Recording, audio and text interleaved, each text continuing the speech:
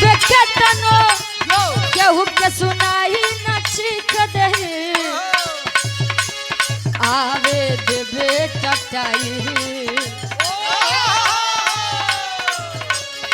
आवे देबा बुताई हमर नामवे तोरा के तकलीफ देही आवे देबे टटाई हमर नामवे तोरा के तकलीफ देही आवे देबे टटाई हमर नामवे तोरा के तकलीफ नमवा खिलल बसगरी एरिया में ऊ त छैले बा एरिया में ऊ त छैले बा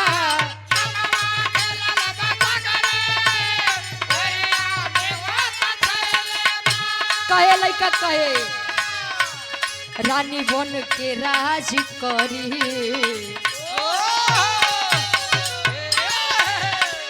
रानी बन के राज करी अरे अहिरे के पटैले बा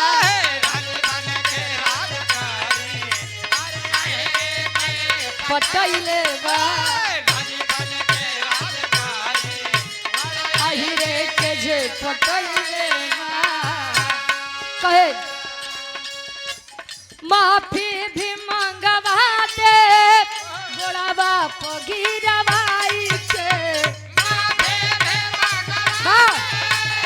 गोड़ाबा पगीरवाई के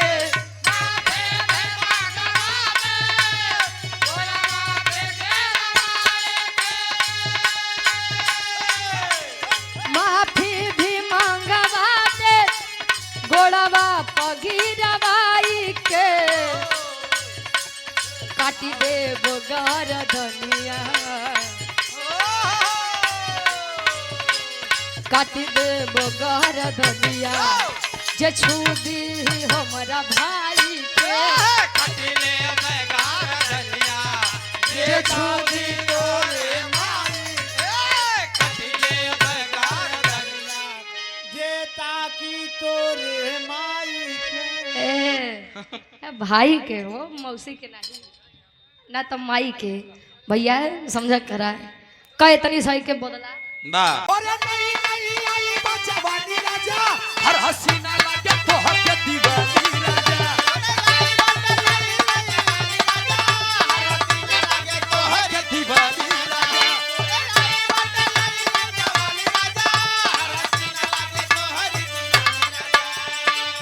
तोरे नहीं नहीं आई बचवानी राजा हर हसीना लागे तो हर के दीवानी राजा लड़की के चक्कर में पहिया नयारा होई न तो हर जमाना दोबारा जे लाग जाई 376 के धारा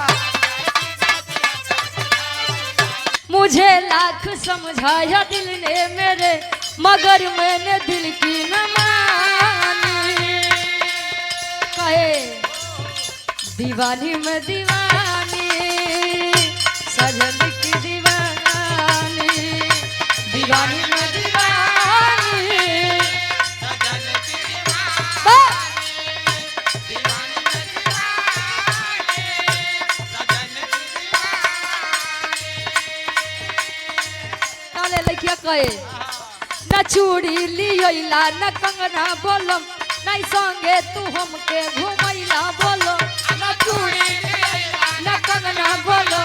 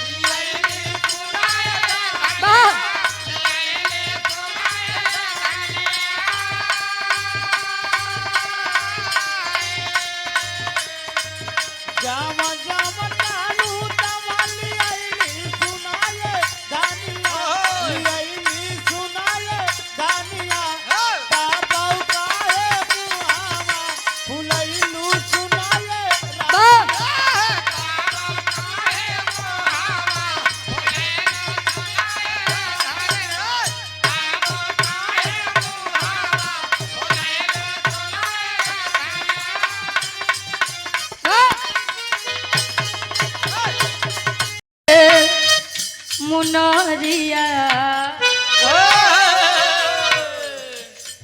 14 वर्ष का वनवास, सीता जी का हरण, हनुमान जी का जब भेजा तहन खोज कर दे बदे, तब वह मुनरी थमाई के बात कहे का कहे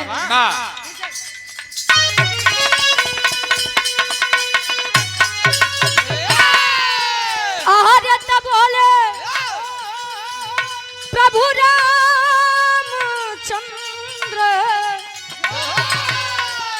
अब दई के मुनरिया हनुमत जल्दी अइहा। अरे तो हनुमत जल्दी अइहा। अरे तलई के मोरा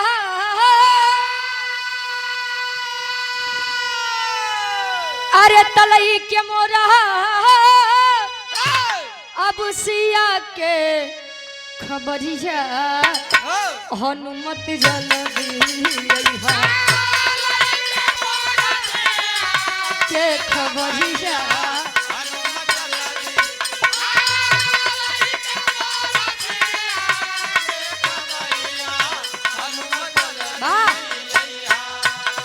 समझावत तो बारे प्रेम क्या बात है कहे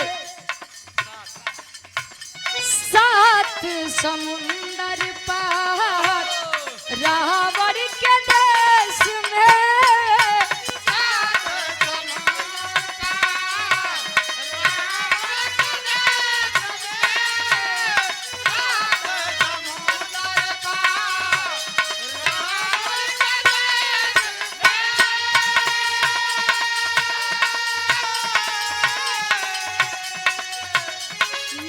जाने सिया मोरा ओए है कवन भेष में हो ओए है कवन भेष में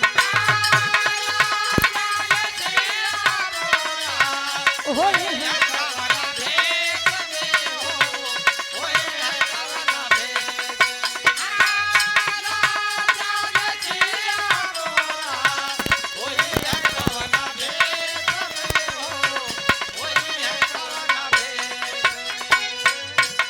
अब है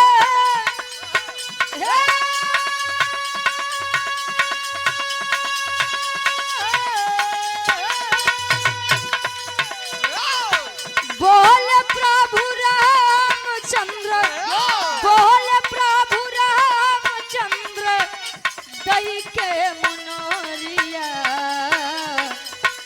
हनुमत जल्दी अइहा। अरे तो हनुमत जल्दी अइहा। अरे तलई के मोरा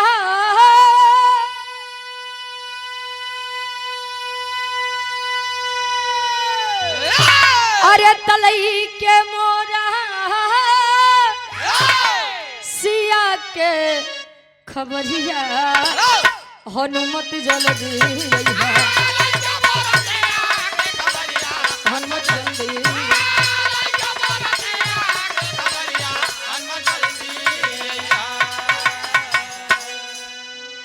करने का कुछ बनने का जब मौका मिले तो ले सोवत रहबा और जब समय चला जाए तो यही हो पता नहीं भगवान हमारी किस्मत को ने कलम से लिखे हैं। समय की कदर आप नहीं करेंगे तो समय आपकी कदर सूरज भैया आज कहियो सूरज हाँ यार एक सूरत दिखाते हैं तले समझा गुरु जी संकेत करते हैं का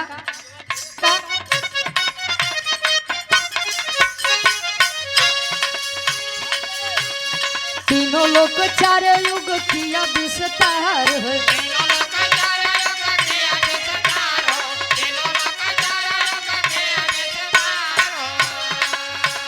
सत्य के सहारे टिका आज संसार है।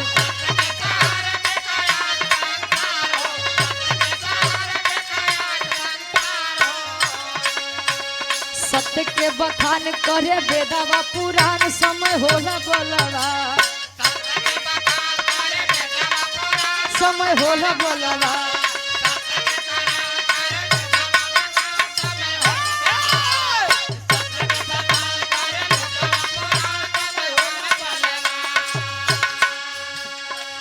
तीनों लोग 4 युग किया विस्तार है। असत्य के सहारे टिका आज संसार है, सत्य के बखान करे वेदवा पुराण समय होला बलवान। समय यदि चाह ले तो राजा से रंग बना दे। आ सूरज जी आ समय यदि चाह ले बचोले मौसी ठीक है। वाह अंतरा के पहले अंताल में कभी जी भाव उठाओ तो कैसे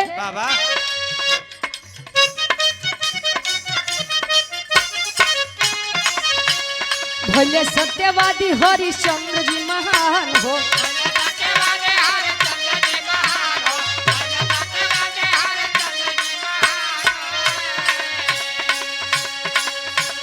सत्य खातिर डोम घरे बिकले सुजान हो।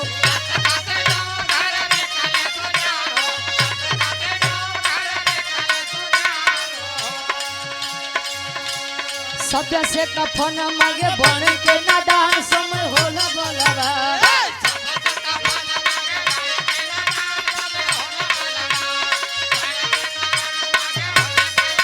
समय होला बलवा।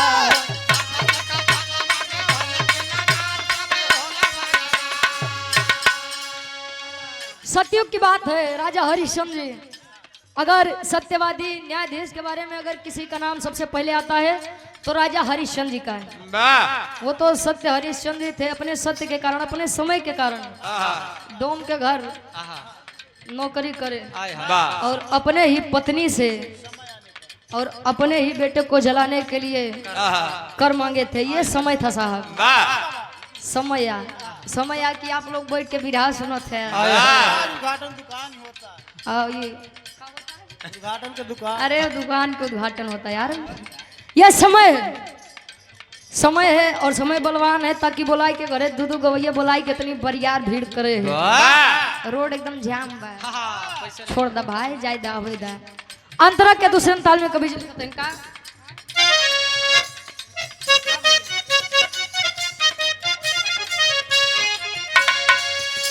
सत्य जाने रामचंद्र गए खुद बनवा।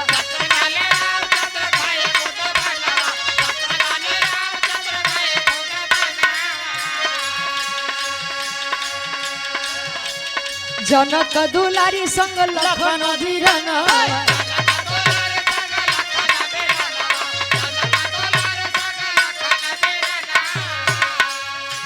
सिया लेके रावण गया लंका धर्मयान समय होला बलवा।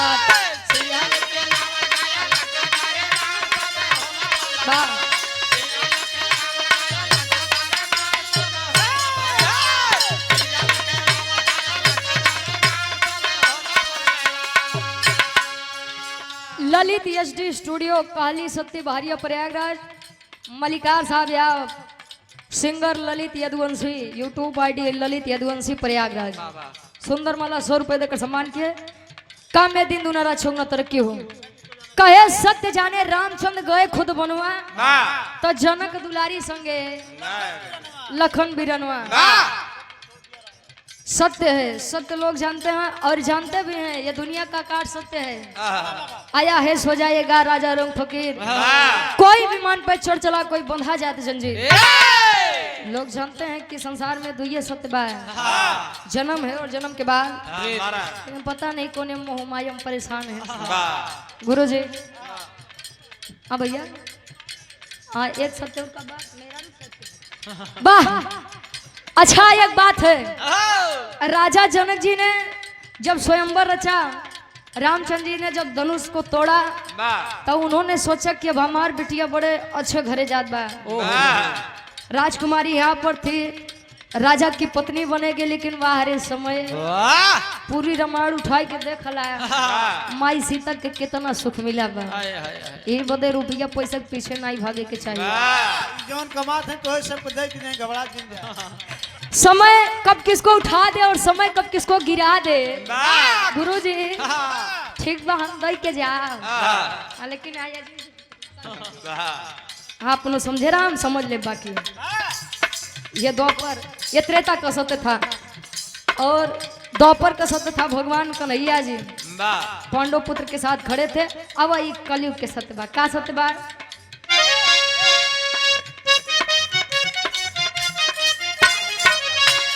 सत्य के गुलामी जाने देश के जवानवा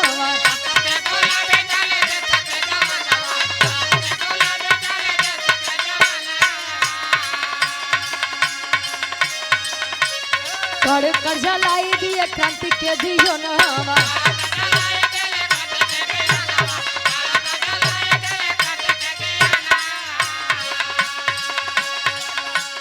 आजादी को लाए जवान हो के पूरा बहन समय होला बोलावा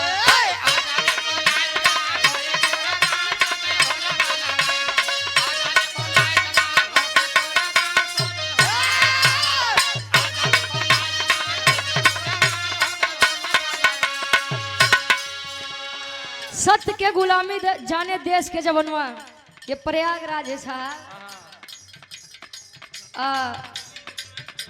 हाँ ये प्रयागराज है और प्रयागराज में लोग ज्यादा भक्ति भाव पसंद करते हैं ना। कईयों कार्यक्रम इलाहाबाद के कईयों कलाकार से बाबा तो लोग का बताइए जानत है ना। कहीं रुचि जब भदोही पार करा करा तभी लोरिकायन खंड आला खंड गाव करा ना। प्रयागराज में रहवो करा तो रामायण महाभारत गाव करा ना। के बाद यहाँ वाले रामायण महाभारत के लोग कुछ नहीं जानते का चच्चा ना। तले खड़ा बहन कहे ना रे बिटिया जानत है प्रयागराज है वाह कईयों कलाकार समझावत हैं भाई बारे धन्य है आप प्रयागराज। सत्य और इस देश की आज़ादी के बारे में उस समय को पूछिए तो वो जवान जानते हैं जिन्होंने इस देश के लिए अपने को इस धरती पर कुर्बान किया है। नहीं बोलेगा तो बड़की बोलत थी सब। हाँ माघ मेला लागत बा देखा कितना जने आखिरी भावा कहे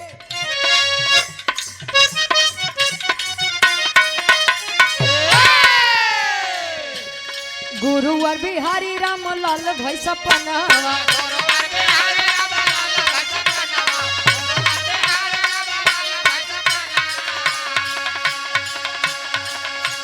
रामदेव चंद्रिका के सुंदर तरना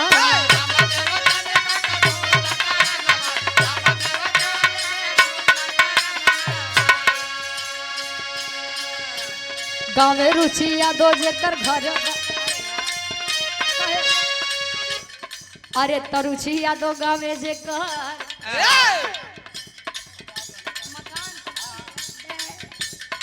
अब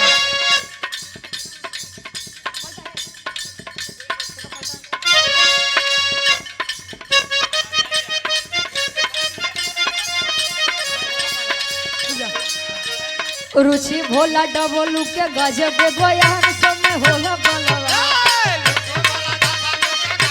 यो बार महाराज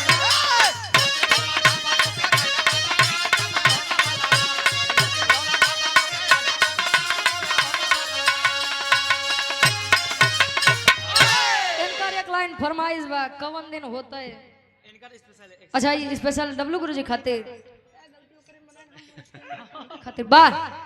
बाल कलाकार अभयराज पटेल भैया हमारे जो कि भावी जिला पंचायत के प्रत्याशी हैं वार्ड नंबर 2 बहरिया से 100 रुपया तेरे खातिर और राकेश यादव चाचा जी के आप परम शिष्य हैं वाह गायकी में 4 चांद लगे कि भैया के हमारे फरमाइश बा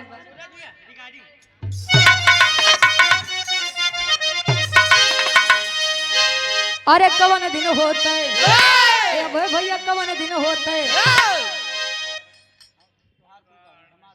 नहीं कुछ लाए हो जिला पंचायत ठीक अरे कवन दिन होता है अभयराज भैया कवन दिन होता है तू बन जा जिला पंचायत कवन दिन होता है तू बन जा अरे जिया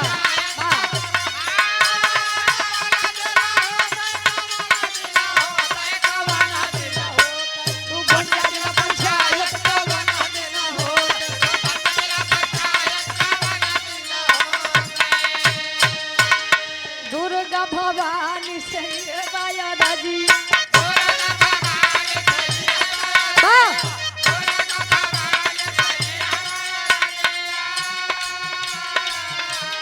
बीरना के हमरे तू सुनिला गोहरी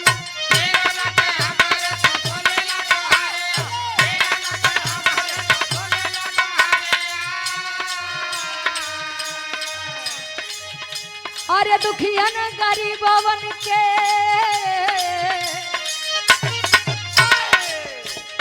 दुखियन गरीबवन के बन तू सहारा कवन दिन होत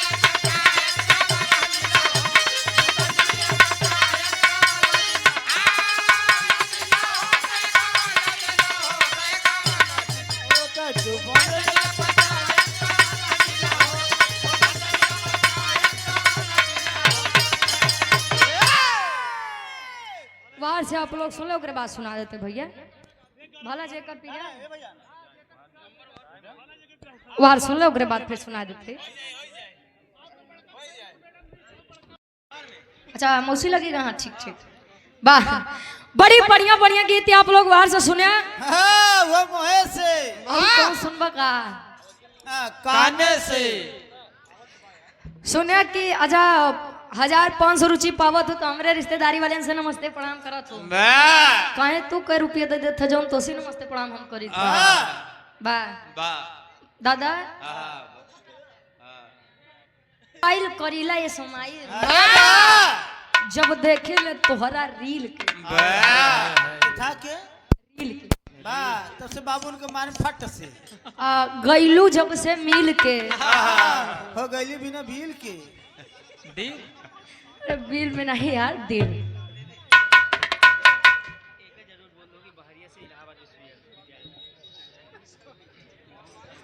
बहरिया चौराहा से इलाहाबाद विश्वविद्यालय तक सुबह 9 बजे इलाहाबाद विश्वविद्यालय से बहरिया चौराहा तक शाम 5 बजे तक बस चलवाएंगे।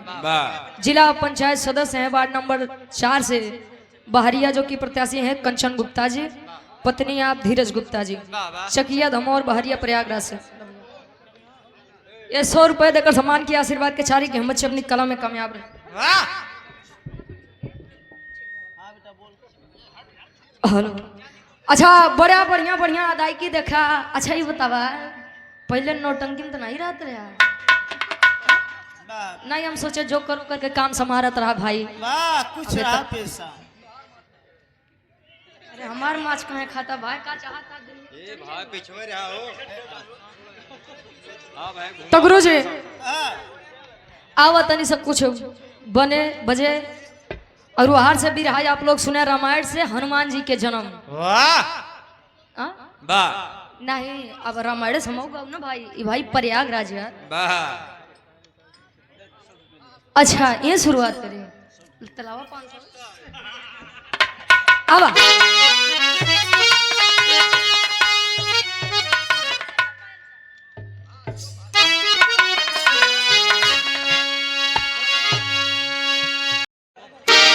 क्या बात है जी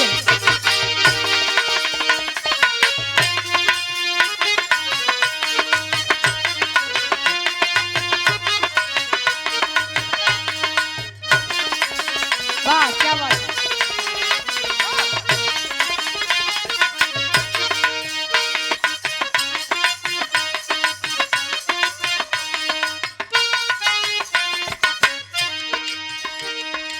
अच्छा अपनी बारी मांगत है उनकी रुचि मिठाइए दे दे कहे 200 रुपया बोल रहे तो कहा था पैसा चाहिए इनकी नहीं हम पैसा मांगे तबे देखते हैं वो भदोही वाला 1000 रुपया उधार बा चलो कम से कम हम दुइयो सब तक रही है झूठे 1000 घोरावत है जा दुल्ही कहे अपने सैया जी से नया नया शादी बा दुल्हवा कहे बा बारे हमार धनिया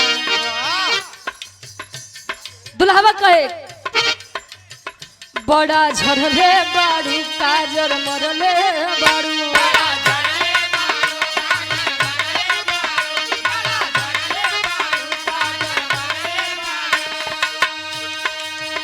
सोना भोरही से मूड तू बिगड़ले बाड़ू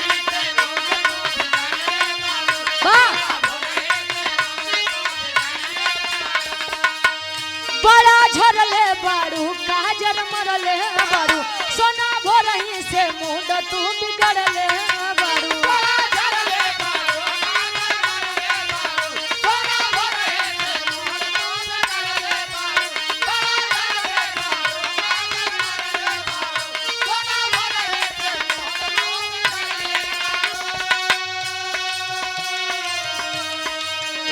ए बड़का बाबू है ओका पीछे से कह देता हूँ मैं इतना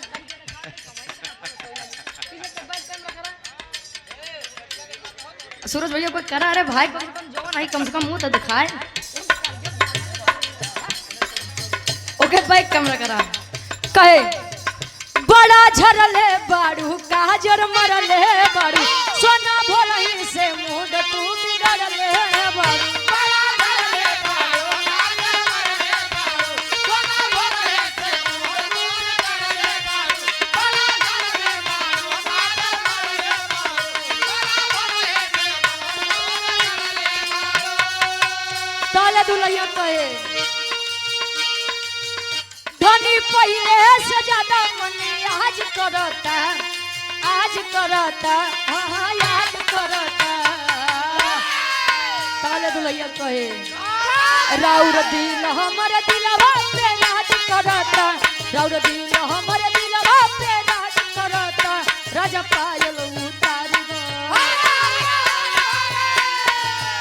राजा पायल उतारी दो आवाज करता राजा पायल उतारी दो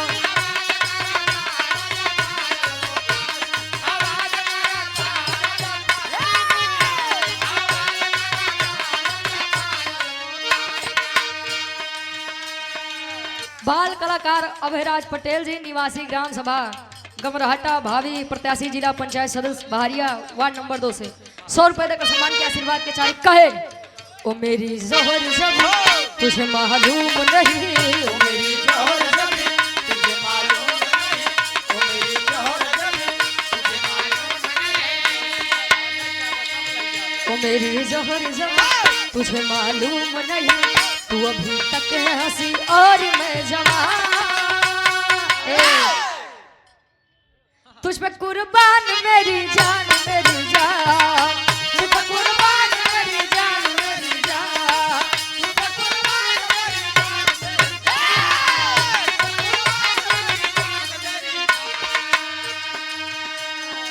नूरानी चेहरा हंसता हुआ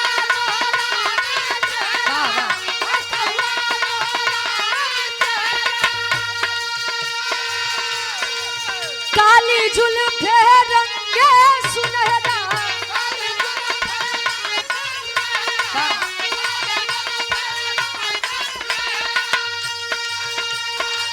हंसता हुआ नूरानी चेहरा काली जुल्फे रंगे सुनहरा तेरी जवानी तौबा तौबा रे दिलरुबा दिलरुबा दिलरुबा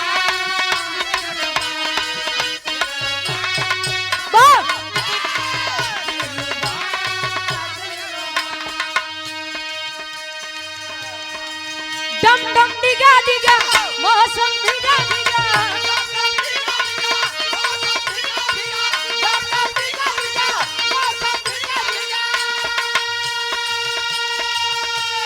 ये उस समय के गीत है गुरु जी झले पर्दा करिया उ सफेद दिखाता रहा ब्लैक एंड वाइट अरे जिया सर कहाँ पढ़े रहे हो रहरिया इंटर कॉलेज आई कहाँ बा ए कहाँ गए नैनी चचा हाँ, बछोले बेनी चाचा के बुलावा देखा बछोले भैया के मौसी के पीछे परेशान रहे वाह बेवकूफ हैं पीछे क्या पाएंगे तक कहानी आगे आ जाए मजा डिगा डिगा मौसम डिगा डिगा मौसम डिगा डिगा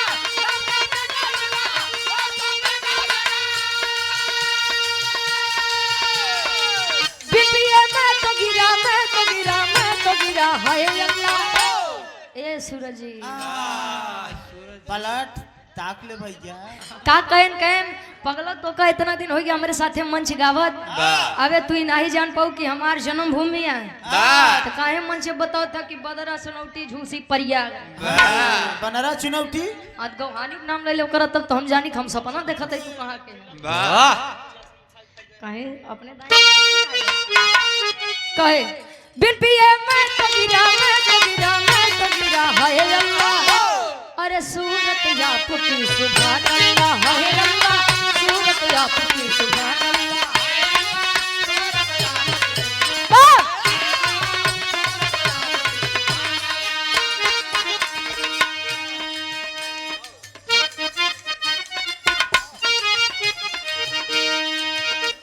हेलो हेलो सूत गईला हेलो हेलो सूत गईला तारा बिना नींद आवे ना तोहरा बिना नींद आवे ना हेलो हेलो सूत गईला हेलो हेलो सूत गईला। ये तो मान ला भोजपुरी दुनिया वाले गाने लेकिन हिंदी दुनिया वाले गाओ तो है। बिंदिया बोले गजरा बोले गजरा बोले ना बोले नहीं यार का बोले। हाँ समझा।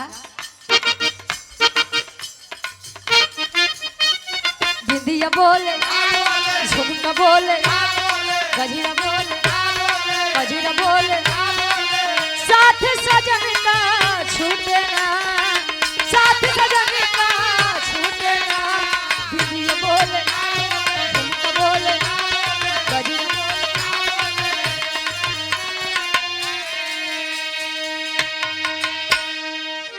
ये हमारे भैया के फरमाइश रही कि राजो हो तो कैसे मनाई। कहाँ गया भैया हम तो गाना सुन जाएंगे। अच्छा भावी प्रधान प्रत्याशी दुल्ही मनामन करे हेलो राजा हो तो है कैसे मनाई राजा हो तो है कैसे मनाई राजा हो तो है कैसे मनाई। अरे रतियै में हमरे ना लागयो घाई दुल्हा हो का हो सुभाष व्यापारी जी तेजपुर से हमारे गार्जियन जी सुभाष व्यापारी जी 100 रुपए देकर सम्मान किए आशीर्वाद के चारे कि हम मुझे अपनी कला में कामयाब रहे। राजा हो तो है कैसे मनाई राजा हो तो है कैसे मनाई रतिया में हमारे ना लागयो रतिया में हमारे ना लागयो राजा हो तो है कैसे मनाई राजा हो तो है कैसे मुआई बुआई नहीं हो मनाई मनावो पहले मनावो के बाद। अच्छा पहले तू लोग छोड़ देता तो काहे नहीं लतिया हो जा वाह पहले के लोग देखत रहे मान मर्यादा में रखत रहे दुल्ही लंबा घूंघट करे काहे बदे जाना थे। उनकर दांत बड़े बड़े होत रहा। अच्छा वैसे तो हम तो तोरे मम्मी के देखी उनकर तो नहीं बा दुल्ही कहे बीतबल पनवा तया आई गए जवानी बीतबल पनवा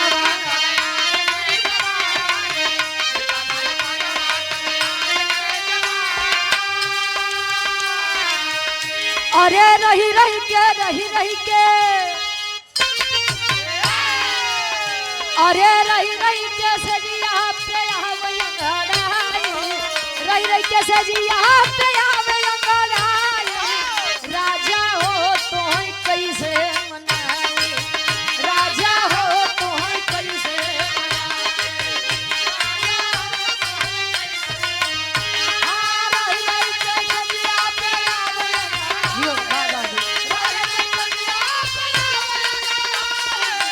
रजहू हो तो है कैसे मनाई रजऊ हो तो है दारू पिया। अच्छा मतलब दुनिया के मेहरारू सोचत हमार दुल्हा नशा पताई से दूर रहा है तार वाली पूछत का यार पैसा तक पीता नहीं हूँ यार। पैसा दे की ये बस सूंघत है हाँ वो बस पहुंच जाते हैं का दादा।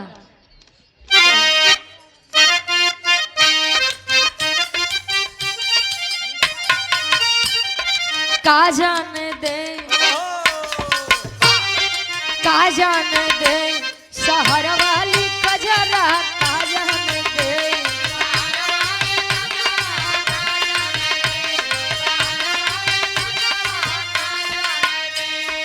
दुल्ही कहे आन के बोलमुआ के पूरी मिठाई पूरी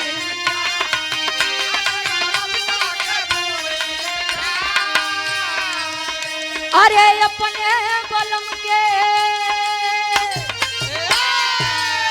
अरे अपने बलम के तो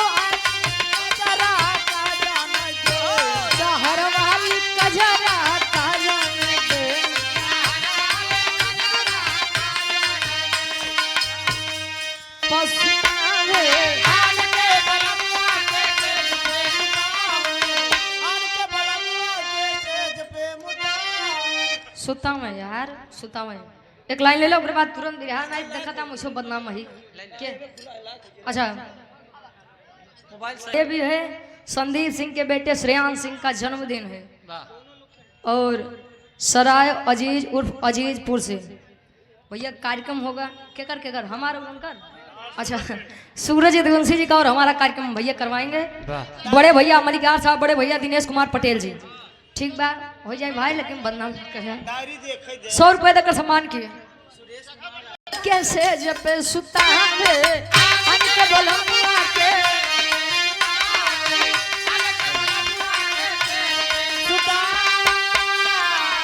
अरे अपने बोलम के, अरे अपने बोलम के बिछा दी गोनारा, अरे अपने बोलम के बिछा